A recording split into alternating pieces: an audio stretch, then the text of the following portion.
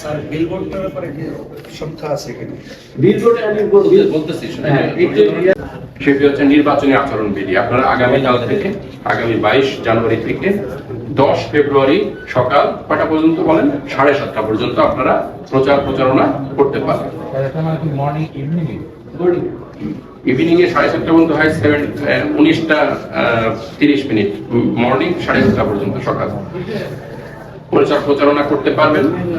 এই প্রচার প্রচারণার ইতিমধ্যে আপনারা একটা লিফলেট পেয়েছেন, নিশ্চয়ই ওয়েবসাইট থেকে ডাউনলোড করেছেন, সব বিষয়ে আপনারা জানেন। তারপরেও এই প্রচার প্রচারণার কালে কি কি করতে পারবেন না তার গুরুত্বপূর্ণ অংশ আছে, আরো কিছু ব্যাপার আছে, আপনারা সেটা পড়ে নেবেন দয়া করে। কিন্তু তার গুরুত্বপূর্ণ যেগুলোতে সাধারণত আমাদের প্রার্থীগণ হয়তো অনেক সময় ভুল করে থাকেন বা এই করে থাকেন, সেটি বিষয়ে আমাদের জেলা নির্বাচন কর্মকর্তা আপনাদের সামনে উপস্থাপন করবেন কোন অল্প সময়ে। মূল পয়েন্টগুলো আপনারা খুব মনোযোগ সহকারে শুনবেন এবং আশা করি এই নির্বাচন প্রচারণাকালে আপনারা সেগুলো পুঙ্খানুপুঙ্খভাবে অনুসরণ করবেন। আমি এখন জেলা নির্বাচন কর্মকর্তা মহোদয়কে এই নির্বাচন আচরণবিধির গুরুত্বপূর্ণ অংশগুলো আপনাদের সামনে উপস্থাপন করার জন্য অনুরোধ জানাচ্ছি। ধন্যবাদ স্যারকে। আমরা আচরণবিধির একটি লিফলেট আপনাদেরকে দেওয়া হয়েছে, এর মধ্য থেকে গুরুত্বপূর্ণ কয়েকটি পয়েন্টে আমরা কথা বলবো। আমি প্রথমে ফেস্টুন এবং ব্যানার। ফেস্টুন এবং ব্যানার হবে কাপড়ে বা চটে, অন্য কোনো মাধ্যমে বা অন্য কোনো ইয়াতে হবে না। সেই বিষয়টি খেয়াল রাখবেন। কোনো প্রতিষ্ঠানে চাঁদা অনুদান বরাদ্দ প্রদান প্রার্থীর পক্ষে বা প্রার্থীর পক্ষে প্রচারণার কাজে বা অন্য কেউ অনুদানে করতে পারবে না, অঙ্গীকার করতে পারবে না। সার্কিট হাউস জাঁকজমক ব্যবহারের ক্ষেত্রে আপনাদের সরকারি কর্মকর্তা যারা নির্বাচন সংশ্লিষ্ট কাজে থাকবেন, সরকারি কাজে ব্যবহৃত হবে। কোন অবস্থাতে এটা দলীয় প্রতীক, দলীয় প্রচারণা, দলীয় কাজে ব্যবহার করার সুযোগ নেই। জনসভা পথসভা করতে পারবেন, জনসভা করতে পারবেন, পথসভা করতে পারবেন। পথসভার বিষয়টা হচ্ছে, পথসভা হবে আপনি যখন 2-1 সাথে নিয়ে রাস্তার পাশ দিয়ে যাবেন তখন পথসভা। পথসভা এটা ঘোষণা দিয়ে মঞ্চ সাজিয়ে সেটাকে পথসভা হয় না, এই বিষয়টা খেয়াল রাখবেন। আপনি জনসভা করতে পারবেন, জনসভার জন্য অনুমতি নিতে হবে রিটার্নিং অফিসার মহোদয়ের কাছ থেকে, পুলিশ সুপার মহোদয়ের কাছে আবেদন করতে হবে 24 ঘন্টা পূর্বে, যে স্থান তারিখ সময় উল্লেখ করে, এবং এটা নির্বাচন কমিশনকেও জানাতে হবে। জনসভায় আপনারা ব্যানার এবং ফেস্টুন, এই দুটি ব্যানার হবে 10 ফিট বাই 4 ফিট সাইজে, ফেস্টুন হবে 24 বাই 18 ইঞ্চি, 24 বাই 18 ইঞ্চি। আর লিফলেট বা হ্যান্ডবিল হবে A4 সাইজের কাগজে, A4 সাইজের কাগজে। এটা হলো সর্বোচ্চ সীমা, এর থেকে ছোট হলেও সমস্যা থাকবে না। ব্যানার, ফেস্টুন, লিফলেট কোনো কাগজেই দলীয় প্রধানের ছবি ব্যতীত অন্য কারো ছবি দেওয়া যাবে না, এবং প্রার্থীর ছবি ব্যতীত 2টা ছবি দেওয়া যাবে, দলীয় প্রধানের আর হলো প্রার্থীর নিজে। ছবিগুলি অবশ্যই পোর্ট্রেট আকারে হতে হবে, সাদা কালো এবং পোর্ট্রেট সাধারণ ছবি হবে।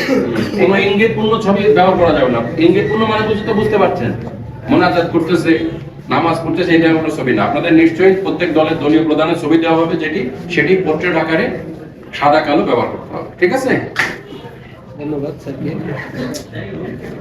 আরেকটি বিষয় হলো যে আপনারা যে প্রচারণার যে মাধ্যমগুলি ব্যবহার করবেন, প্রত্যেকটা মাধ্যমেরই তার মুদ্রণকারী প্রতিষ্ঠানের নাম, তারিখ এবং সংখ্যা সেগুলি নিচে ছোট করে লেখা থাকতে হবে। ব্যানার, লিফলেট, হ্যান্ডবিল, ফেস্টুনে পলিথিনের আবরণ বা প্লাস্টিক আবরণ দেওয়া যাবে না, এগুলো পিভিসি ব্যবহার করা যাবে না, এই বিষয়টি খেয়াল। স্যার বিলবোর্ডটার ব্যাপারে কি সংখ্যা আছে কিনা? বিলবোর্ড আমি বলতেছি ভোটার স্লিপ, পরবর্তীতে আছে ভোটার স্লিপ। প্লিজ আচ্ছা ঠিক আছে, একটু কথা বলবেন না প্লিজ। একটা হচ্ছে খুবই গুরুত্বপূর্ণ অংশ, ভোটার স্লিপ এবং লিফলেট। আপনারা প্রায় এইটা গোলমাল করে ফেলেন। লিফলেট তো প্রচারণার কাজে, ঠিক আছে, আর ভোটার স্লিপ হচ্ছে আপনারা ভোটারদেরকে উনি কোথাকার ভোটার, ওনার ভোটার নম্বর কোটা, এটি সম্পর্কে তাকে অবহিত করবেন, তাকে হেল্প করা, ঠিক না? আমাদের এমনি তো ইসে থাকে কেন্দ্রে, কিন্তু এটা হচ্ছে আগে থেকে জানানো। এই ভোটার কেন্দ্রে ওই ভোটার সংশ্লিষ্ট তথ্য থাকে, ওনার নাম কি, ওনার পিতার নাম, মাতার নাম, ওনার ভোটার নম্বর কত, উনি কোন কেন্দ্রে ভোটার, এটা। কিন্তু সেখানে কোনো ইঙ্গিতপূর্ণ স্লোগান, কোনো দলের স্লোগান থাকে না অনেক সময়, এইটা প্রার্থীর ছবি, দলীয় প্রধানের ছবি, দলীয় নাম, প্রতীক, এই সব ব্যবহার করা যাবে না। পরিষ্কার? শুধু ভোটারের যে ইনফরমেশন সেটি থাকতে পারবে, যে ভোটারের নাম কি, ওনার পিতার নাম কি, ওনার মাতার নাম কি, ওনার গ্রাম কি, ওনার ভোটার নম্বর কত, ওনার ভোট কোন কেন্দ্রে, ঠিক আছে, এইটুকু শুধু থাকতে পারবে, কিন্তু অন্য আর কিছু এই স্লিপে থাকতে পারবে না। লিফলেট কিন্তু ভিন্ন জিনিস, বোঝা গেছে? ধন্যবাদ। তো আর এখন আমরা যে বিষয়টি বলতে যাচ্ছি, দেওয়াল লিখন। কোন ধরনের দেওয়াল বলতে আপনার গাছ, খুঁটি, বাসার ছাদ, যে কোনো অবকাঠামো, এগুলি হলো দেওয়াল হিসেবে ঠিক করছে। এই দেয়ালে কোনো ধরনের প্রচারণার কোনো বস্তু, সামগ্রী লেখাও যাবে না, আটকানো যাবে। তারপরে হলো আপনার ক্যাম্প স্থাপন, প্রচারণার ক্যাম্প। এটা বলি, একটা হচ্ছে আপনাদের একসাথে বলি, ক্যাম্প এবং বিলবোর্ড, এই দুইটা একসাথে আমি বলবো, কারণ এই দুইটার জিনিস একই রকম। আপনারা শুনেন, বিলবোর্ড এবং ক্যাম্প প্রতি ইউনিয়নে করতে পারবেন কয়টা? একটা। প্রতি ইউনিয়নে করতে পারবেন কয়টা? আমি সেকেন্ড টাইম বলবো না। বিলবোর্ড এবং ক্যাম্প প্রতি ইউনিয়নে কয়টা? বিলবোর্ড বসাইতে পারবেন এবং ক্যাম্প করতে পারবেন কয়টা? একটা প্রতি ইউনিয়নে। আর পৌরসভা প্রতি ওয়ার্ডে একটা। কোনো সমস্যা আছে বলতে? প্রতি ইউনিয়নে একটা এবং পৌরসভার প্রতি ওয়ার্ডে একটা বিলবোর্ড এবং নির্বাচনী ক্যাম্প। তো আবুতে লেখা আছে সর্বোচ্চ 20টা করা যাবে, এটা সংশোধন আছে। আপনারা প্রতি ওয়ার্ডে, পৌরসভার প্রতি ওয়ার্ডে একটা করে বসাইতে পারবেন, আর প্রতি ইউনিয়নে একটা।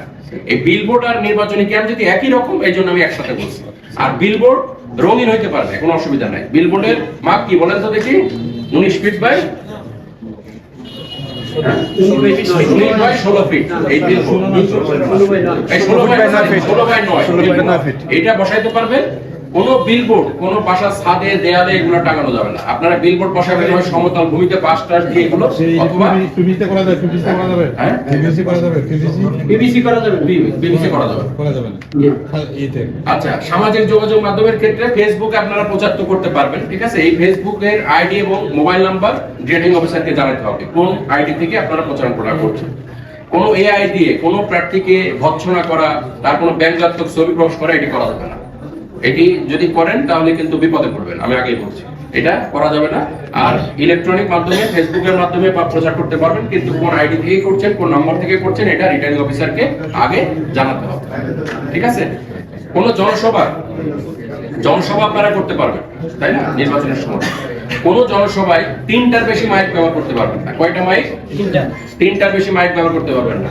আপনারা তো আমাদের, আপনারা না শুধু আমরা বাঙালিরা তো অতিরিক্ত বুদ্ধিমান, তাই না? তা আপনি কি করেন, একটা মাইকে 3 পাশে 3টা হর্ন লাগান, দিয়ে বলেন যে একটা মাইক, এইটাও হবে। প্রত্যেক মাইকের কয়টা হর্ন থাকবে? একটাই।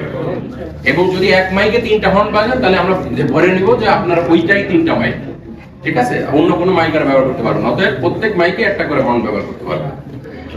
এইটা হচ্ছে জনসভার ক্ষেত্রে। আপনারা ইজি বাইকে বা রিকশায় প্রচার করেন না, এইটাও একসাথে 3টার বেশি পাবেন না। একসাথে কটা? আপনার যত এলাকায়, যত ইউনিয়ন, যত উপজেলায় হোক, 3টার বেশি পারবেন না। এবং এই প্রচারণার সময় আছে দুপুর 2টা থেকে, এটা মনে অনেকেই জানেন ইতিমধ্যে, রাত 8টা পর্যন্ত, ঠিক আছে। 3টা মানে কি? 3টা এলাকায় নাকি আপনি নিজস্ব এলাকায়?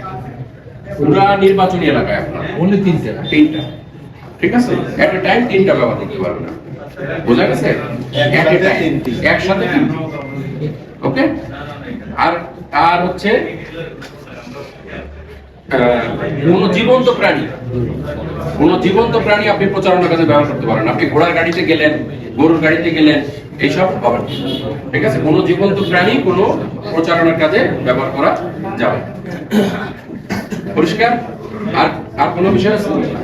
উনি বলেন যে রঙিন করা যাবে, বিলবোর্ড রঙিন করা যাবে। আমি তো বললামই তো, বিলবোর্ড রঙিন করতে পারবেন, লিফলেট রঙিন করতে পারবেন, কাপড়ে না কেউ ডিজিটালও করতে পারবেন। হ্যাঁ, ডিজিটালও করতে পারবেন। বলে কাজ করতে পারে।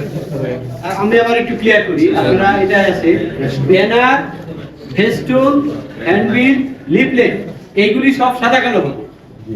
বিলবোর্ড আপনার যে কোনো ভাবে আপনি করতে পারেন, সেটা আপনার সাদা কালো বলেন, রঙিন বলেন, ডিজিটাল বলেন, বিলবোর্ড করা যাবে। আর বিলবোর্ডের 4 আসনের জন্য 39টি আমাদের সংখ্যা ফিক্সড করা আছে, সর্বোচ্চ 39। কিন্তু শর্ত হলো প্রতি ইউনিয়ন প্রতি একটা এবং পৌরসভার প্রতি ওয়ার্ডে 1টা। সেই হিসাবে আপনাদের ওই 4 আসনে 39টা হয় হিসাব অনুযায়ী। তো ঠিক আছে। আর আমরা আরেকটি বিষয় আলোচনা করছি, সেটা হলো যে ভোট কেন্দ্রে কারা কারা প্রবেশ করতে পারে। আপনারা ইলেকশনের দিন আপনারা এই বিষয়টা অনেকেই খেয়াল করেন না, অনেকেই লোকজন বেশি নিয়ে প্রবেশ করেন বা পরে দেখা যায় বিব্রতকর অবস্থায় করেন। যাতে বিব্রতকর অবস্থায় করতে না হয় সেক্ষেত্রে আপনি কেন্দ্রে যখন প্রবেশ করবেন প্রার্থী প্রবেশ করতে পারবেন, প্রার্থীর একজন নির্বাচনী এজেন্ট প্রবেশ করতে পারবেন। নির্বাচনী এজেন্টে একজন থাকে যিনি প্রধান এজেন্ট বলে অনেকেই এটা। আর পোলিং এজেন্ট তো আপনারা কক্ষে কক্ষে আগেই দিবেন, সেটা তারা থাকতে পারবে। প্রার্থীর পক্ষে শুধু ওনারাই থাকতে, এই 3 জনই থাকতে পারবে, প্রার্থী, নির্বাচনী এজেন্ট, পোলিং এজেন্ট, তারা প্রবেশ করতে পারবে। এই বিষয়টা খেয়াল রাখবেন। আর এছাড়া আমাদের যারা অনুমোদিত সাংবাদিক থাকবে, কমিশন এবং রিটার্নিং অফিসার কর্তৃক অনুমোদিত, তারা ওই কেন্দ্রে প্রবেশ করতে পারবে। তাদের কার্ড থাকবে, তারাই কেবল এই কেন্দ্রে ঢুকতে পারবে। আরো প্রবেশ করতে পারবে ভোটার তো প্রবেশ করবেই, আর আমাদের নির্বাচন সংশ্লিষ্ট যারা দায়িত্ব পালন করবে। এই মোটামুটি আমাদের আলোচনা। তারপরে আপনারা আচ্ছা, এখন আমরা প্রতীক বরাদ্দে যাব। তার আগে আর কারো কোনো অ্যাম্বিগুইটি, কোনো অস্পষ্টতা আছে কিনা বলেন? শুধু এই প্রচারণার বিষয়ে, অন্য বিষয়ে প্রশ্ন করবেন না।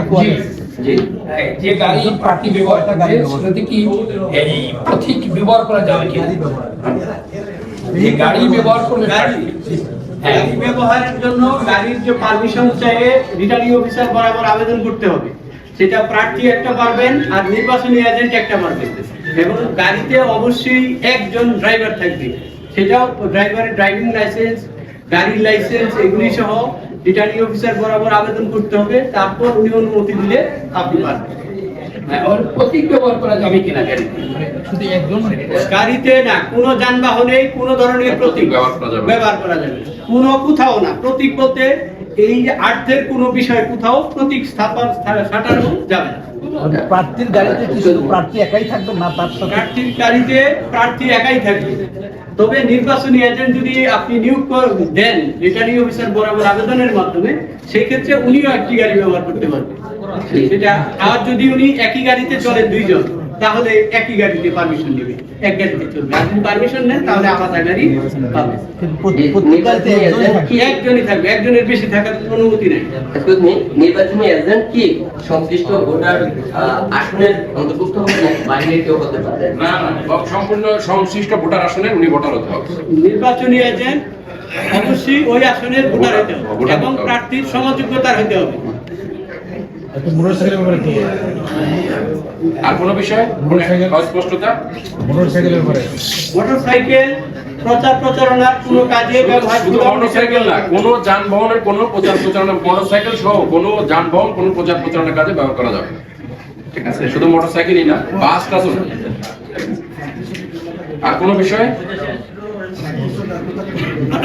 আচ্ছা, নির্বাচনী ইশতেহার আপনারা অনেক সময় লিফলেটে প্রতিশ্রুতি দেন, এগুলো এটা নির্বাচনী ইশতেহার আর কি, আপনারা যেটা সেটা দিতে পারবেন। আর উপজেলা ভিত্তিক বা রিটার্নিং অফিসার কর্তৃক বা সহকারী রিটার্নিং অফিসার কর্তৃক আপনাদেরকে একদিন আমন্ত্রণ জানানো হবে আপনাদের সব প্রার্থীকে একসাথে। ঠিক আছে, সেদিন আপনারা আপনাদের যে নির্বাচনী ইশতেহার সেটি জনগণের সামনে এবং সাংবাদিক বৃন্দ থেকে থাকবে সেটি উপস্থাপন করতে পারবেন। সবাই একসাথে এই অনুষ্ঠানটা করা হবে। ঠিক আছে, আসসালামু আলাইকুম। নির্বাচনের দিন যে প্রার্থী এই যদি গাড়িতে ড্রাইভার থাকবে, শুধু প্রার্থী থাকবে, নিরাপত্তার প্রয়োজনে কি ওনার সাথে বুঝে থাকার প্রয়োজন যদি হয় তাহলে আমি যদি মনে করি যে আমার নিরাপত্তার সাথে আমার সাথে একজন টাকা তো প্রার্থী টাকা তো, তাহলে কিভাবে আমরা কথা বলতে হবে না?